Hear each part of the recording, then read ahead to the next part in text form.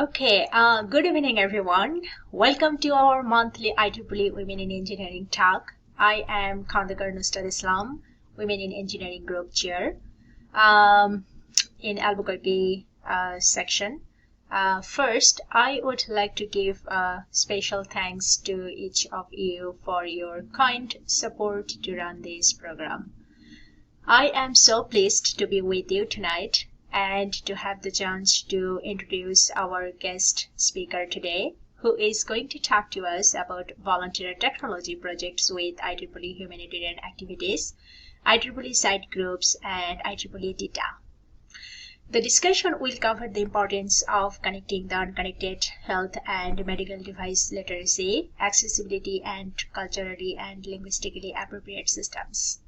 She has been working in these fields for many years and she has a great understanding of the program and a great appreciation of what it takes to truly make IEEE continue to a path of progress and a remarkable vision of the future of IEEE. She has published many articles and done many impressive things.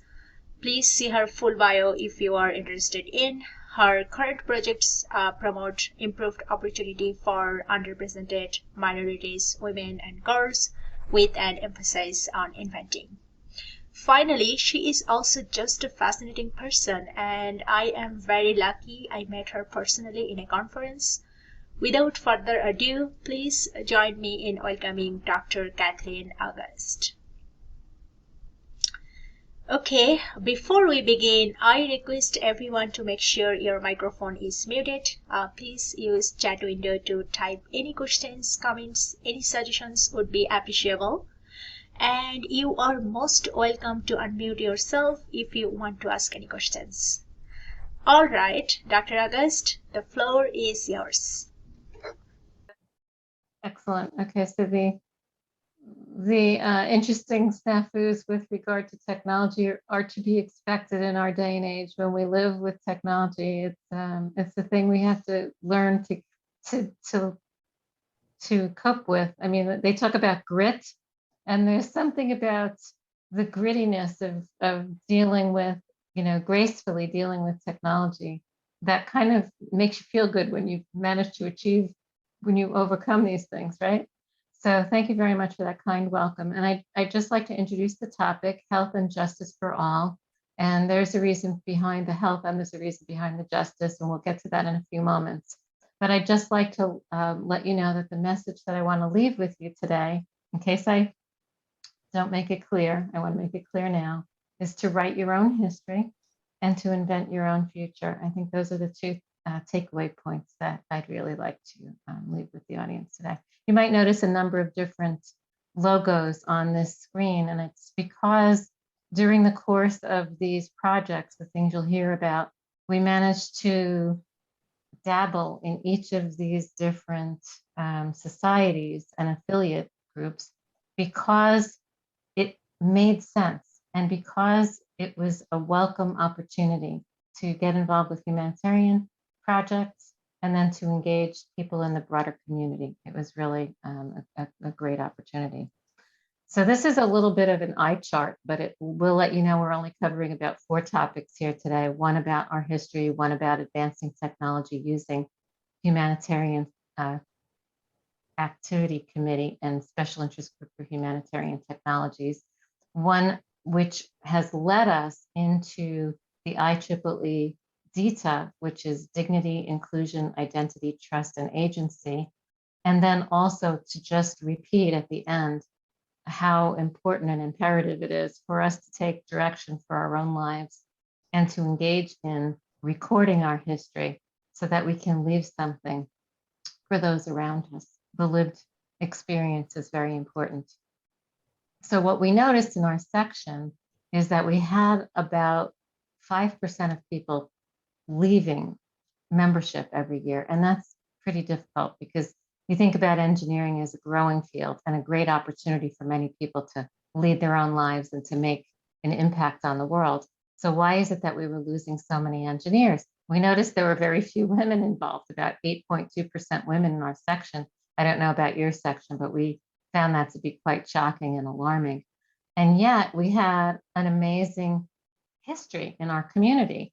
One history in which was challenged is the area of communications. As you know, we lost Bell Labs, we lost Bellcore, we lost a lot of very important industry in our area that was related to communications, but the people who care about that are still here, and they're still around the world, and we don't have to be co-located in one place to relate to one another and to deal with the issues that are important to us. So in our own section, we noticed we had only about 98 women, and that's if you count 14 people who don't identify what their gender is. And that's out of 1,124 members. And only 5 of those women were fellows out of 69 men who were fellows. So we felt that we were quite underrepresented, and how are we going to like change this thing? What are we going to do to leave our mark? How are we going to express our voice in this situation? We also noticed that a current project that the History Center has, which I admire, is a very, very nice project, is to take oral histories of individuals who've achieved something, they've done something interesting, whatever it might be, but to record those things. And it turns out only 3 women have been recorded. So this is something to keep in mind. So how did we kick this project off? We started 3 little events. One of them was an IEEE Day visit to the Thomas Edison Museum, which we all enjoyed very much and kind of got us in the spirit of history. And the other one was we invited Marthani Selatharai, who you see pictured by the famous horn antenna up on the hill here in Homedale. That horn antenna was used by Bob Wilson and Arno Penzias for the famous Big Bang Theory experiment that was done right here. I don't know if you've heard about that Nobel Prize. So these are the kinds of people that have been working around here for a very long time, people with a long history in communication. And Marthani is one of these people. She was visiting locally from Scotland, the place where she did her postdoc. So then we also held a Women's History Day roundtable for several people that are in the area. Here are some of the highlights of our history. Of course, Bell Labs, where we used to work, the transistor was invented here, Telstar, the first aerospace communication, bouncing communication waves off the moon during World War II. And on the left, you notice a commemorative sculpture to Karl Jansky, who invented digital communication. And then below that, you see our gang at the Thomas Edison Museum. Then we have the Women's Roundtable and a special event that came out of all of this, which is learning how to file patents. We had a bunch of inventors get together with people who hadn't invented, and we discussed how we go about doing that. I would highly recommend that. These are very good activities. This is Lisa Knox from the IEEE History Center. She recently passed away. She is an employee of IEEE who has made an enormous difference in our section.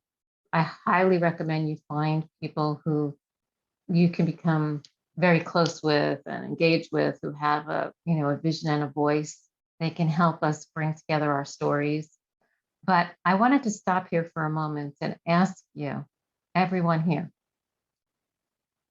if we should participate in history, but who is going to document our story? Does anyone here have an opinion about who's going to tell our story for us? Dr. August, before anyone asks, I was wondering, can you put the screen in a viewer mode? Sure. Screen? Sure. Awesome. Is that better? Thank you. Yes, Okay. awesome. Okay. Easier to see. Okay. Michelle, you had a comment, yes. Yeah, I mean, I think that it's really important for us to record our own stories or to be part of that, because having a chance to shape the way that we write our history is so great. Yes, the lived experience. And so that's one of the things that I would hope that people will take away from this talk today, which is, everybody on this call theoretically is participating, right? So at some point, writing, documenting, and leaving something behind of yourself is really, really important, sharing it with others. So when we talk about inventing, one of the things that we might notice is that if you're a patent holder, you actually have a way of documenting that you've invented something. And I just want to leave you with a few tidbits here and tease you for some more information in the future. But women, for example, without intellectual property in their business, the business is valued in the United States, according to the Census Bureau, at about $1.1 million. Whereas with a patent pending, it's about 18 million, and with a granted patent, it's about 12.7 million. Keep that in mind when you think about whether it's worth becoming involved with patenting and how you might interpret the opportunities, how it might affect you and the other people that are around you, the businesses that you're engaged with, and your family. I have a question. 1.1, hi, it's Brenda. Hi, Brenda. 1.1 million over what period of time? A Well, short period of time. this is a 2018 study by the Institute of Women's Policies. They use Census Bureau. They use like logarithmic scales. So they do have a lot of fairness in their assessment. So each of these figures is relevant to the other figures that are there based on the age of the business, the size of the business, who's founded the business, these kinds of things. There's a methodology that the Census Bureau uses to do these evaluations. It's a very good question, Brenda. I was just curious because I want to express my Sure. terrible condolences to whoever knew Lisa Knox. I'm not an electrical engineer and I'm an artist, and that's how I know Kit, because she's an artist also. And the museum that she gave us a tour of in terms of writing history, the history of Alexander Graham Bell and the sculpture was a phenomenal tour. And I'm so sad to see that she's passed on, but she ran the tour at part of the new AT&T that I was lucky enough to attend with Dr. August. Thank you so much, Brenda. Yeah, we really have, we have had so many wonderful experiences together, and I hope to honor Lisa's memory as we continue. She really made a lot of this happen. I don't know if you can sense all the influences people around you will have at the moment that it happens. It's a lived experience. But thank you, Brenda. Thank you for sharing that. So these documents that you see on the screen here, one of them is from the United States government, from the Office of the Chief Economist, and they have highlights about what's been going on in the world of women and inventing. One in the middle is from a related, this is the Institute of Women's Policy Research, and they have a lot of synthesized studies, analysis that helps us to understand what do these figures mean to us in our lives.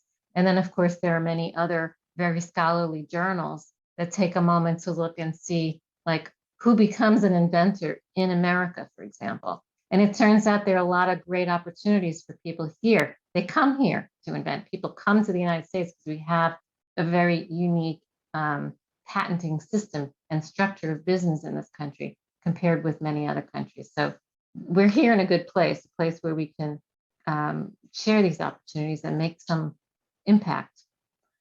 Taking a look at like life cycle of earnings over our lifetime, why might this be important? Even other high-skilled non-inventors don't earn as much as inventors do. And then like shortly after either by the age or by the, so here they're using a logarithmic scale again here to give you a sense of over your lifetime, what it might mean, what impact being an inventor may have in your life. And earnings is a very good way to realize your quality of life, your ability to influence others, your ability to bring that joy or that comfort to other people around you. In other words, to do humanitarian things. If you choose to do good things, this is one way you can achieve it, is by making certain kinds of accomplishments yourself. And then you have the strength, the voice, the power, the influence. Michelle is an inventor too, and I'm so glad she gets a chance to see some of these figures, because it's a very important thing to keep in mind in your plans for your life. I'm taking screenshots. I'll share the content with you too. So this is an interesting chart, which you'll see is the years since the patent was granted, how much employment opportunity you have after receiving a patent. one of the kind of the odd things that we have to face here in New Jersey, because our industry is communication, that industry is very, very shallow for women. There's very few women who've invented that field. Those figures don't even show up on scales of people who've invented. And I have patents in this area. I didn't think I was an odd duck. I thought I was just like an ordinary duck, but apparently I'm an odd duck. So, and then here you see how long is it going to take us? 118 years to reach parity with men in terms of inventing in this country. So we really need to get a move on it. Just saying. Who are some of the inventors we've known over the years? Well, one of them that we love very much is Hedy Lamarr, who has been very influential in communication. And one of the reasons why I'm pointing this out to you is that one way to recognize people is to nominate the work they have for a milestone. IEEE has milestones that are achievements of the technology itself. And what we're trying to do now is we're trying to recognize that when women have an achievement, let's figure out how to make sure that we also apply a milestone to the achievement that they have. Not saying women, these are women's achievements. These are achievements that happen to have been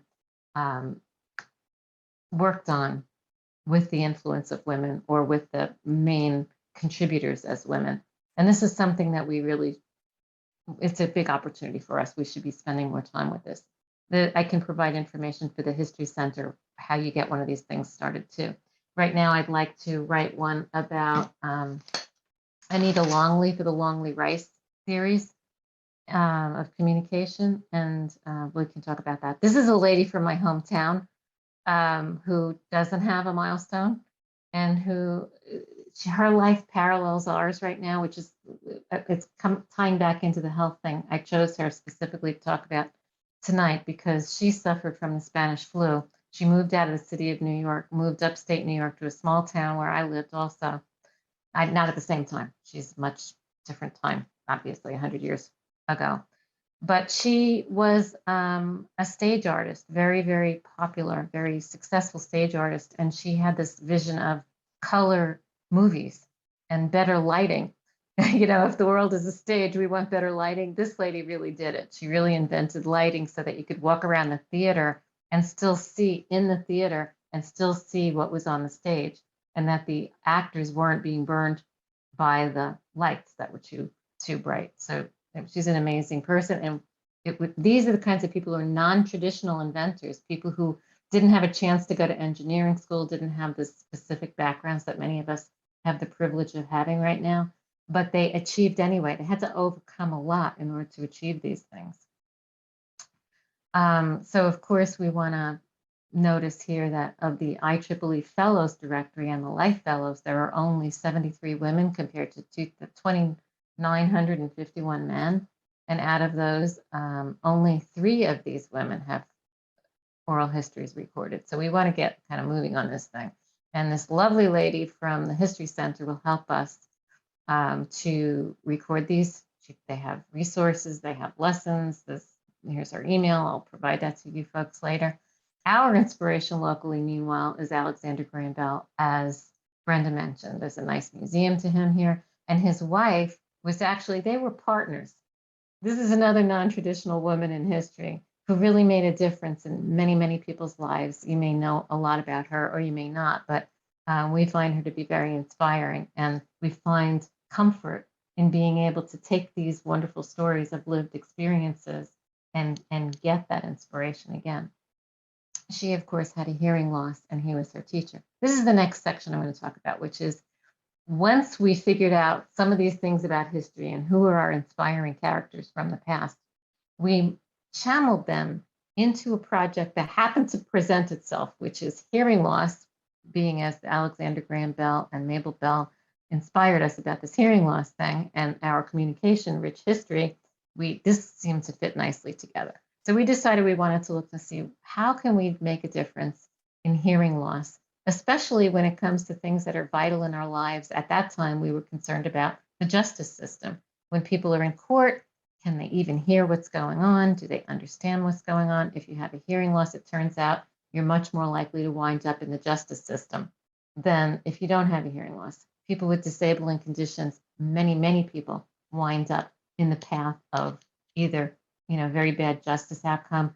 And now we see people with disabling conditions are winding up being harmed by health problems, including things like pandemic, contagious diseases. So there's a lot of commonality here. And a couple of years ago, when we first began with this, there wasn't a sense of urgency. Now you can't go through a day without recognizing a sense of urgency on these topics. And so I'm not gratified that we had a pandemic that got everyone's attention, but I know that that's one of the things that has galvanized people to move in this direction. And Dr. Thompson, would you take a couple of seconds to tell us your opinion about how the pandemic may have galvanized our needs? Yeah, short answer. I think we realize the value of virtual technology, which is my my area of interest. But I think it also has shown us the vulnerability, the inequity. Right, we've become so digitally dependent that we've just seen a huge need to equalize in that space, and so. Yeah, I've been fascinated, Kit, by participating with you in some of the IEEE stuff. You have really enlightened me in so many areas. So yeah, thanks for this talk tonight. This is fascinating. Thank you. I'm glad you're finding interest here. So initially we were looking at like making low-cost hearing assistance, especially in places where people wouldn't ordinarily encounter hearing assistance, like in courtrooms, or like now what we've noticed is when people are wearing a mask, it's hard to see what they're saying if you require extra help with lip reading. I almost always turn on closed captioning when I'm listening because it's helpful to me, especially in a bilingual setting or a complicated subject matter when someone else is speaking about something I'm not familiar with and I want to be able to read along and listen. And just by accident, we found that our special project worked so much better for people during the pandemic because it involved closed captioning. So another thing that we were involved with at the time, we were writing a chapter on trust, and privacy, but it turns out that instead of just trust and privacy, our special sauce, we wanted to add accessibility to the story. And that was even before the pandemic. And then as we began to write this chapter, the pandemic emerged. And then everybody was talking about accessibility. So our chapter changed and everything we were speaking about in our trust and identity changed. And I'm looking forward to having the opportunity to talk about it from this trust and identity point of view. And I hope it will help make some contributions to the DITA workflow as well. So getting back to the site people, the Special Interest Group for Humanitarian Technologies, as I mentioned before, and as we can kind of understand or intuit, there's a lot of benefits to members who belong to these kinds of organizations, come out for the WIE meetings, who volunteer on a group, for example, one of these standards organizations. And for site particularly, it's a Special Interest Group for Humanitarian Technologies, and they're meant to do local projects. But what we've done is we've done it locally, but technology locally. Most of our work takes place here in our own area, but we reach out to people in other areas and we engage them because they have similar technology experiences, and it really works very well for us.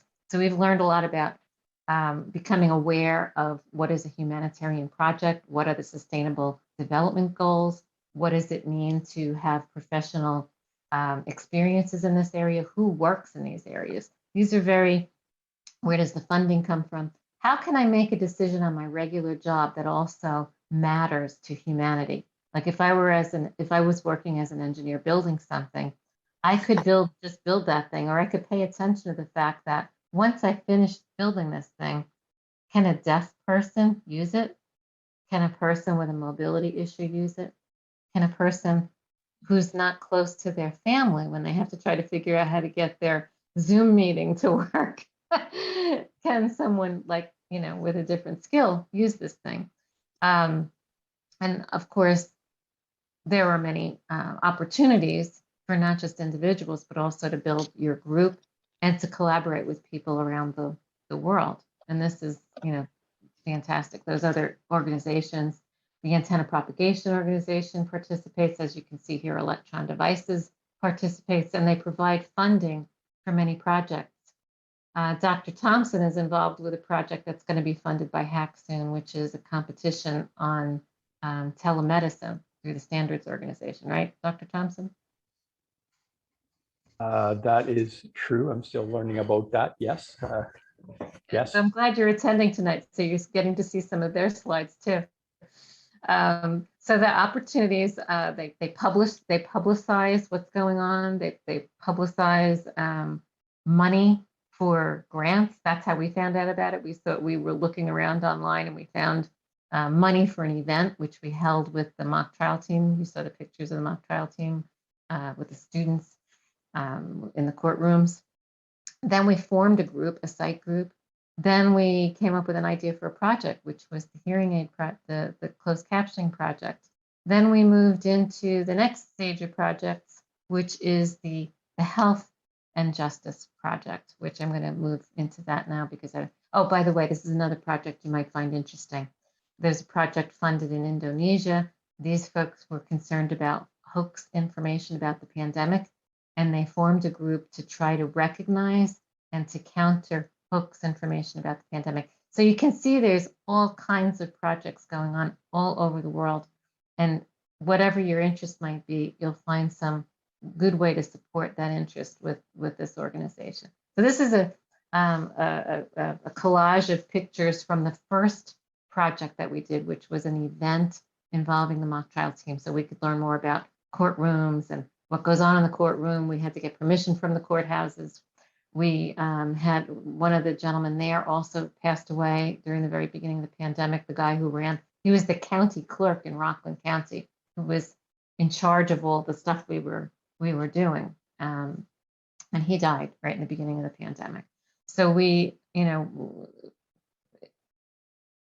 personally, the meaning of the things that have happened has really reached us, So these are some of the wonderful students that have been involved. What's nice about this is that you can get people of any age involved, people who aren't necessarily engineers yet. You can give them an idea what it might be like to be an engineer, how their life might be broadened, how they may be able to learn to use their voice, etc. Interact with people who know things that they don't necessarily know about, and it's okay, So then we moved on to, sorry, I like the Addams Family. We moved on to our closed captioning thing. We knew that if we were able to improve speech understanding, that it may be a sustainable technology improvement. And it turned out that just at that time, these things were very meaningful in the pandemic. And this is just a little view of some of the work sessions. There's Brenda. See Brenda down there at the bottom in the middle? That was a trip to a ball game. Is Brenda still there? Yes, Brenda's there. Excellent. And Margaret and people from all over. I'm up there with Yeah. Martini, the blonde. Yeah. I was blonde that day. That's right. You were blonde there. Yeah. So then we got expensive equipment. We went out and we measured sounds in different places because it turns out hearing aids don't work everywhere. You wouldn't know this, but hearing aids don't work everywhere. And what you might notice is there's a picture in the lower left-hand corner. We were sitting in Bell Works, and the gentleman on the right is wearing hearing aids. And a bunch of people came into the eating area, and within a very short time, he couldn't hear us anymore. His hearing aids no longer worked. And these were $8,000 hearing aids. And it turns out that if you have more than 60 dB in the environment, your hearing aid, the sophisticated software shuts down. And so you really need, and when I opened up the little pad, which you see in the upper left-hand corner that has the text appearing on it, suddenly we were able to meet again. And we were not frustrating this gentleman. We were not distressing him. He was able to follow along with the meeting. And so these kinds of things can be very powerful and can be very influential. Then in the courtroom situation, we wanted to train people what it's like to have a hearing loss, because one of the judges that we became involved with deals with lawsuits against hospitals against police departments, against cities, and so forth, because they failed to provide accommodation, reasonable accommodation, banks, and so forth. Some folks don't understand why reasonable accommodation is needed. So the judge who does these cases asked us to please build a training system that will help people understand what is it like when you have a hearing loss. So we built a virtual reality environment where you could experience through simulation, what is it like when you have a hearing loss? Now, if you're sitting in this vantage point in the courtroom and you're behind the head of a person who's speaking, you may not even see their face. So it becomes even more challenging to hear what they're saying. And we were able to not only simulate the environment where the person had the hearing loss, but we were then able to create a much better version of the closed captioning. We learned how to do this, which wasn't easy. We had to learn programming, which wasn't easy for me. And we built these systems. But so the point here is that not only did we come to understand the problem better, we helped people in the regular world, in the regular society, judges, students, teachers, people involved with the legal system, to understand why is hearing loss challenging in different spaces, in different places. Why is certain vocabulary more difficult to understand, and why does it matter? So we were able to do that, and we were able to do it with engineering and working in a community, which is really a wonderful experience. And this is just an example of the terrible, when you've not been a programmer in a long time, you don't want to see programming, for fun. But guess what? Turned out to be fun. It turned out to be fun for me and for the other people involved, which is really great. And then the pandemic hit, and we were able to use our skills to help people to understand when their face was covered or when they were behind plastic, etc. So that was very helpful. So now we're moving on to health and justice for all. We have another, huge effort we have going on here. We have people who've noticed during the pandemic that pulse ox devices don't work for everybody. They don't work when you have dark skin. They don't work when you're anemic.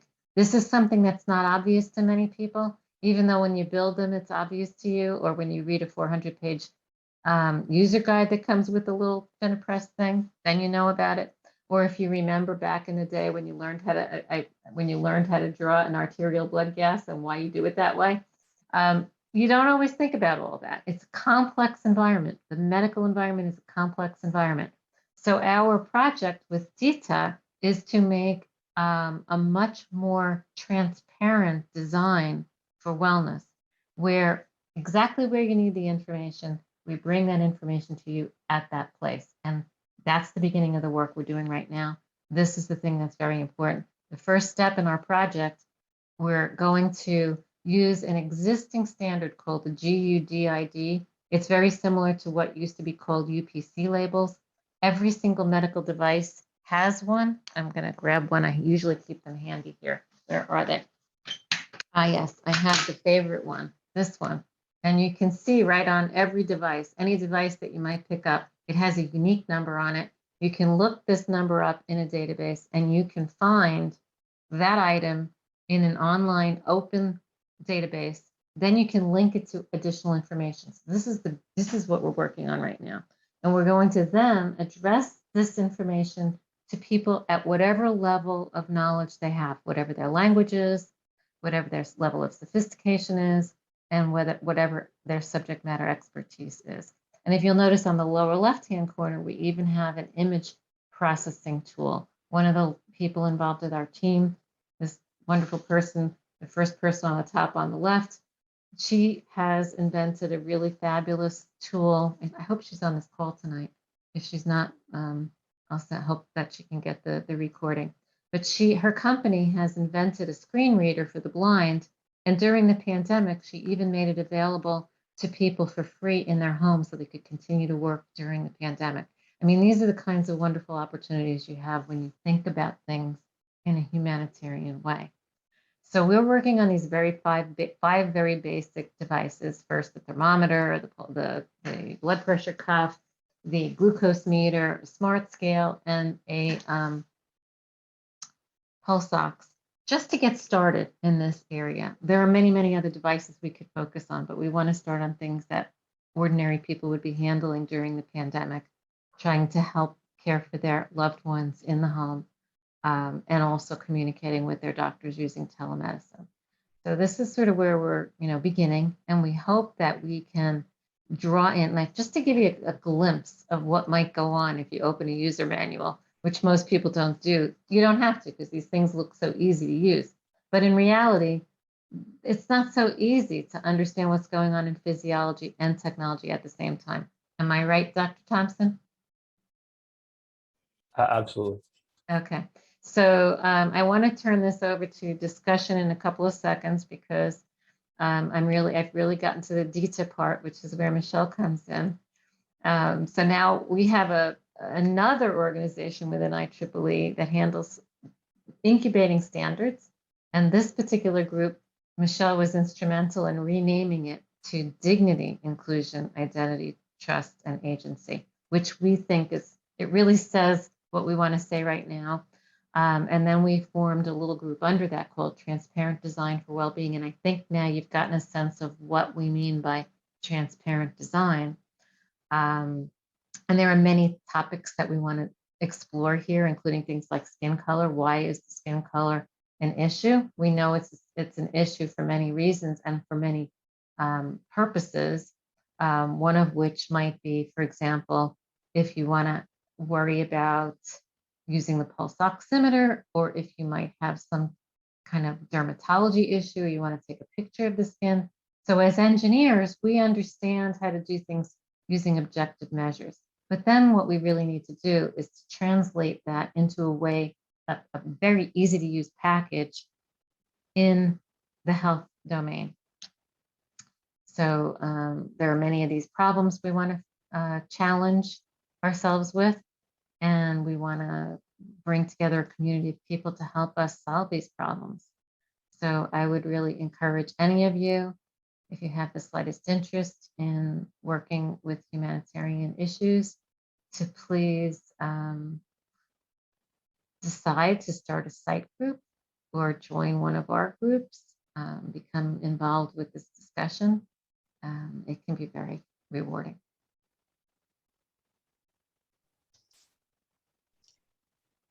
Thank you, Dr. August, for taking the time to speak to us today on the very important topic of IEEE site projects and history. And thank you for helping us become more aware of these problems and the ways we can help solve problems. I think we are open for questions. So any questions from the audience, please?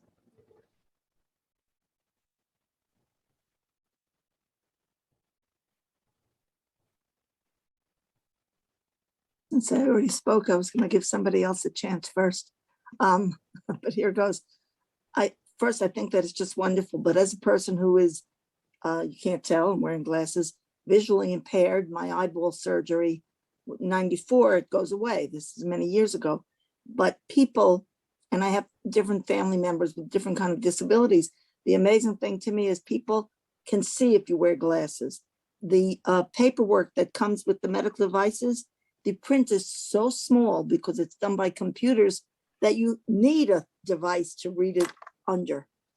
Like my stepmother was legally blind, had this machine, and hearing loss, people don't see. And now what Kit was saying, in a courtroom, somebody in front of you, a female voice is a different, what do you call it? Like a higher pitch than a man. Yeah. And people end up in jail, waiting for even to be brought to trial, when the problem might have been hearing, getting pulled over by police. It's so critical, that issue. And then the other one you mentioned or touched on, I know through my daughter's science, the algorithms that are, I don't know how to explain what that is, but let's say they were all going to jail now, they were marching around in 2017, the algorithms that are designed for facial recognition skills discriminate against darker skinned, darker complected people. And that's a tragedy, really, for people who are suffering, especially now with a pandemic. You know, it's just, I'm so thankful for the work you're all doing, for Thank you. humanity, you know. It's so heartwarming to hear these. Well, it's true, you know, in what, an hour, you've covered enough to go into for a month. It's really, really so important. Thank you. Thank you. Thank you. Thank you. It was a very nice conversation. Any more questions from audience? I Ah, just I- wanted to mention something really quickly. What Brenda was saying about facial recognition technology discriminating against people with darker skin. There's a woman who was a researcher at MIT who did a project on that, and there's now a film that's available on Netflix called Coded Bias, where they've now formed an activist group around that. that's very good. I like the name of that too. Thank you. Thank you.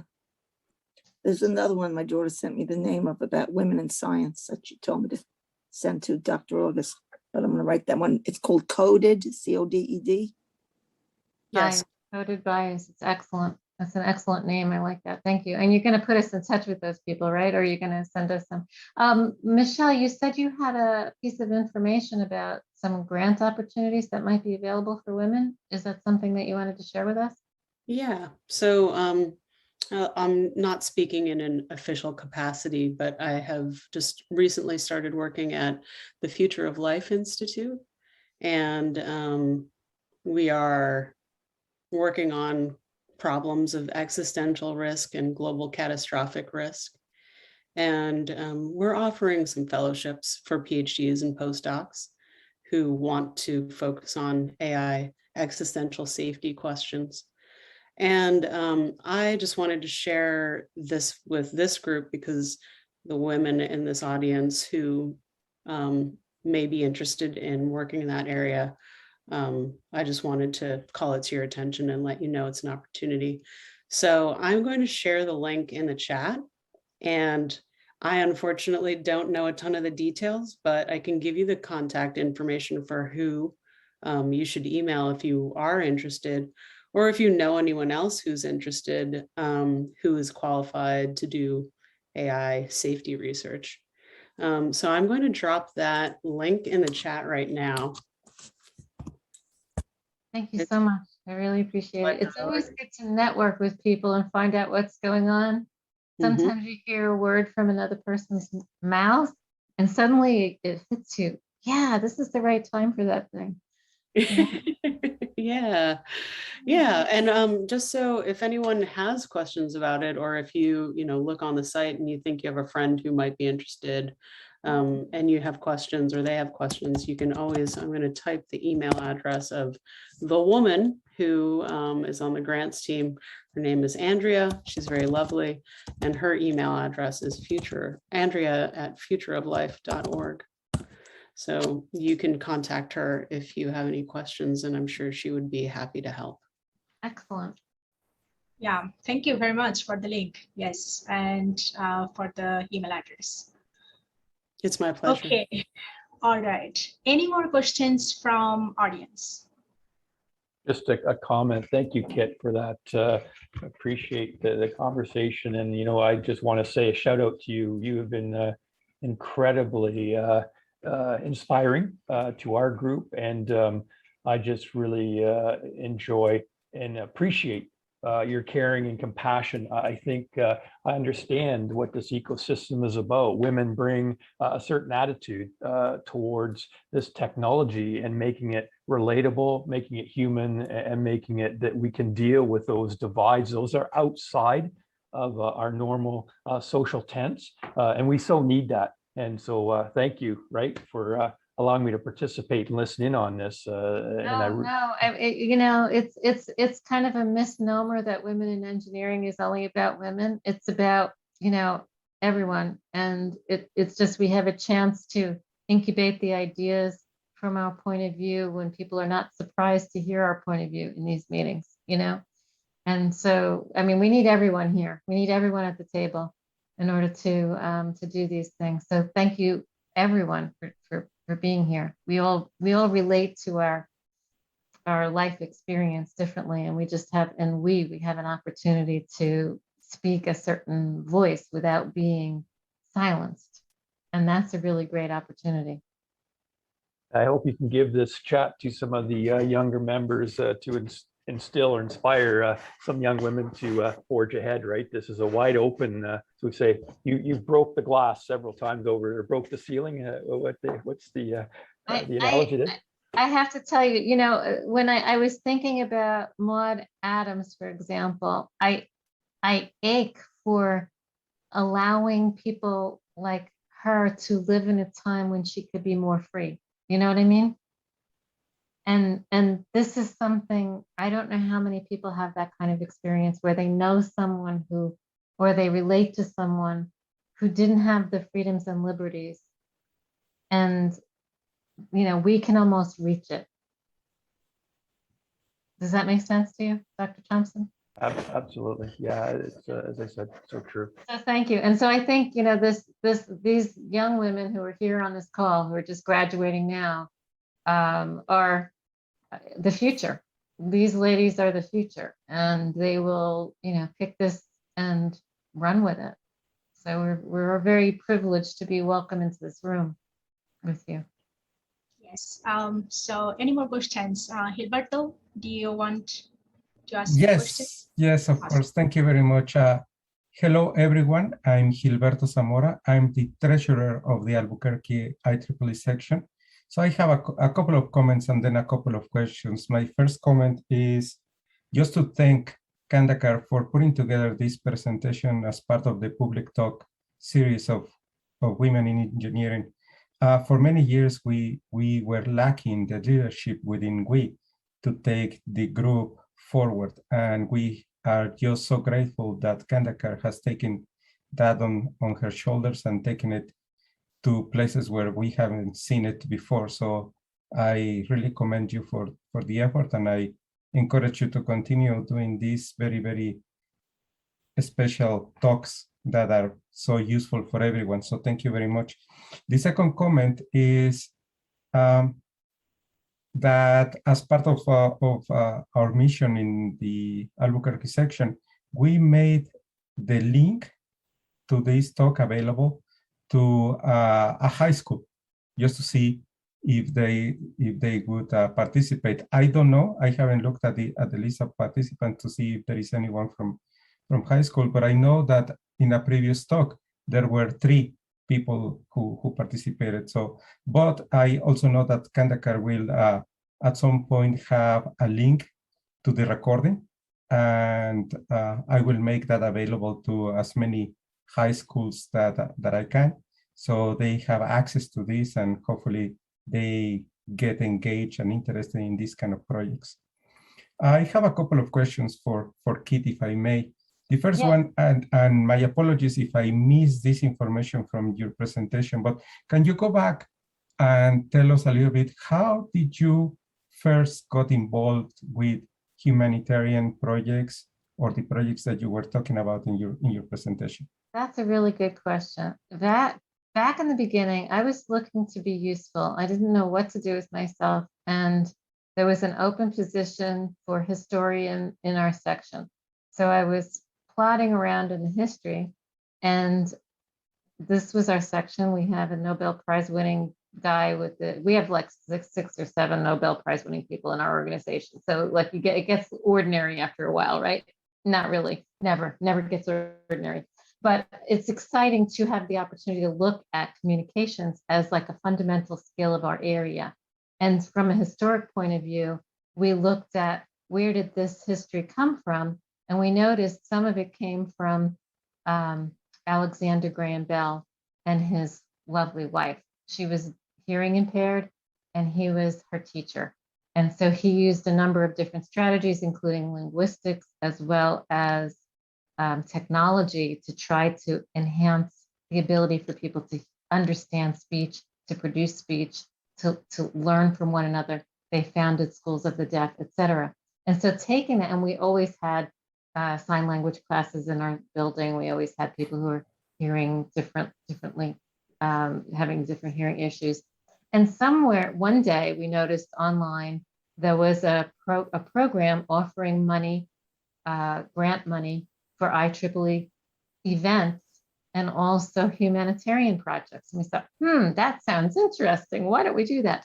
And then we just began to look a little bit further into the site program itself. There's something wrong with my little clicker here. It's not clicking. We decided to look into the humanitarian technologies organizations at which one of them is called HAC, which is the umbrella organization, Humanitarian Activities Committee. And then under that is a group called Special Interest Group for Humanitarian Technologies. So HAC is a big organization. They have a lot of funding for very big projects. And then SITE is encouraging people to start individual smaller groups and to focus more on grassroots, local based efforts. They have about 153 groups across the planet. I think it's 198 groups now. There's about 19,000 people who are members. Many of them are student members. So if you're looking to appeal to students, to get more students engaged, and to get, like, what we find happens is that families come out to these things.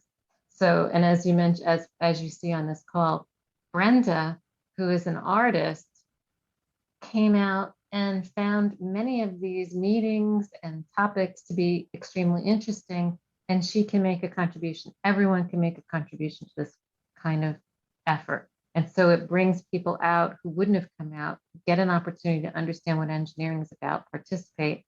And many people find out, oh, I always did that. I didn't realize it was engineering. And then you build that STEM dialogue, which is what you really want to do. You want to get people interested so that they realize engineering might be for them. Maybe it's a voice that they can raise. And it's so it does work, this issue. Does that make sense to you, Dr. Zamora? Yes, thank you very much. Yeah. And then I have another question. You touched on this a little bit during your talk, and the issue is that of commercialization of technologies that may not have a big target audience. Right. So can you talk a little bit more about how to navigate that issue for small businesses or people who would like to engage into that? Right. So I think what maybe you may have, there are two kind of topics that I covered that had to do with businesses. One being the businesses of how is this the one you're thinking about, where small businesses owned by women who don't have a patent versus those who do have a patent? Is this what you're looking at? No. I'm referring to one comment that you made that had to do with the difficulty of commercializing technologies that may not be targeting a large audience or user base. Yes. So if you have hearing aids, for example, the group of people who could afford those sophisticated products may not be a very large group. So the products themselves wind up being very expensive products, which may price themselves out of the market for the people that they need to help. And so we've taken, as a humanitarian effort, we've taken an alternative approach. Our alternative approach is to look for low-cost platforms and then try to enrich those platforms with more functionality. So, and I think I also mentioned while you were in the room, perhaps, that something that Dr. Thompson and Michelle and others of us on the call here have spoken of many times, which is, if you're going to build a big product, something that's expensive, and you want a lot of people to use it, you don't want to stop so that people who are hearing impaired can't. You don't want to plug and play. You don't want a thing that only serves certain people. You want to make sure that it's accessible to more people. So you want to build in the links already for people who have vision loss, for example, or people who have hearing loss, or people who have mobility issues or cognitive issues. You want to make sure that your product is useful without having to be, modified through programming. So there were two cases that we spoke about in that regard, at least two. One of them was this inexpensive, this particular product, the pulse ox, right? So this pulse ox can only be useful really for a limited number of people. Because if a person really already has a pre-existing condition such as anemia, or if they already have a pre-existing condition such as dark skin, this product might not be the best product to use for that person. So now but if the person, the doctor, if the product itself isn't labeled accurately, if they're unaware, they may choose to use this product and actually be harmed by this product. Even though it's not a very expensive product, you wouldn't think of this product causing harm. Does that make sense? Yes, yes. Yeah. Thank So you. that's one of the things we spoke about earlier. Is that what you were talking about?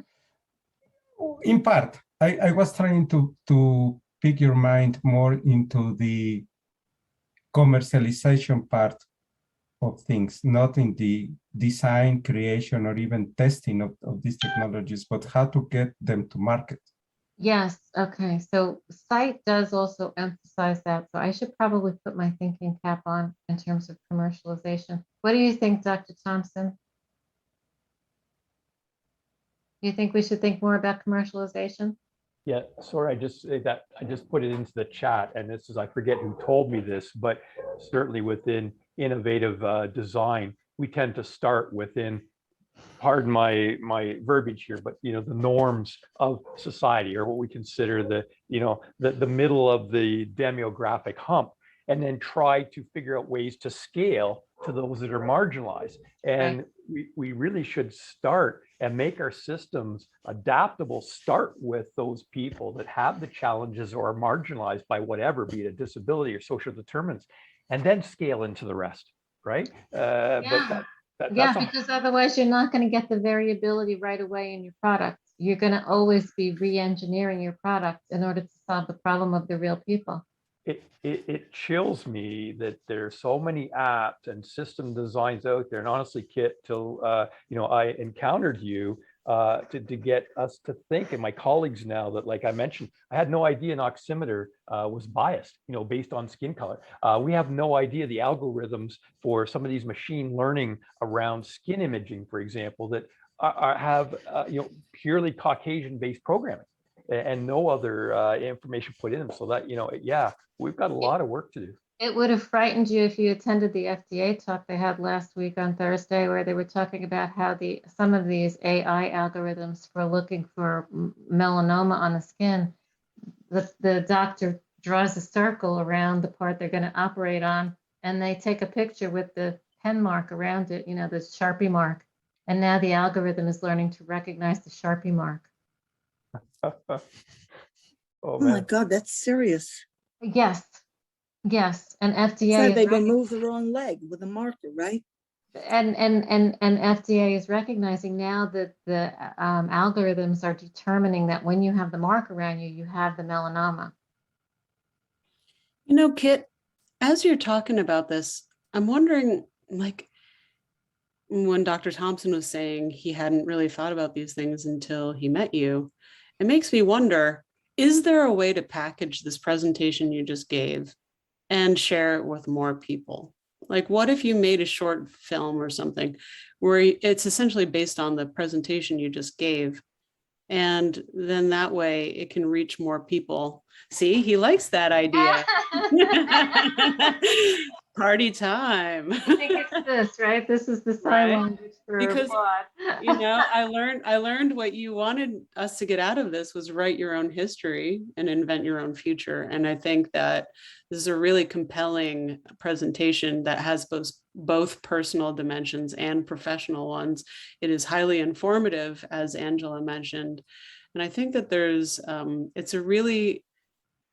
I think it's part of a larger shift that's happening in culture. And I think a lot of people are craving for more precedents like your story. And so I don't know, if there were a way to create a short, like an animation or a short film, I think people would like to see it. You know what I would really love, Michelle, this is what I would really truly love, is that if each person on this sent a little story, their own story, a little story to us, and we can then curate it and do exactly what you're saying. Oh, yeah. Cool. That sounds good. Yeah. I've been screen sharing. Kit, can you put up on the screen the very first thing with your name? Because I need to send it to my daughter. She's already asleep. She goes to sleep when it's dark All out. right.